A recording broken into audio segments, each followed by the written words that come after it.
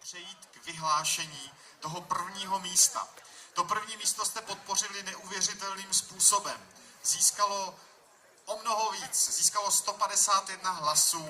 Je to pořadové číslo 14 a je to Centrum Slunečnice, Filip Kádner a spol Praha 9. A vidím, že to jde do dobrých rukou.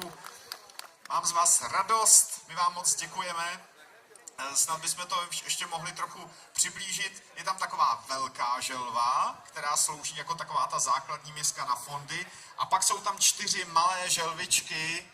Děkujeme, hlavně, aby neupadly, i když drží za hlavičku krásně.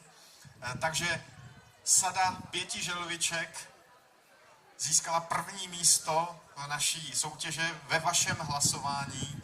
A pokud jste hlasovali právě pro tuto sadu, tak věřím, že i vy už máte připravené své hlasovací lístky, které jste si určitě pečlivě uschovali, protože teď je ta pravá příležitost.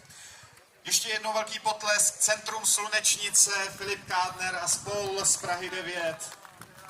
Blahopřejeme a děkujeme. Doufám, že máte radost.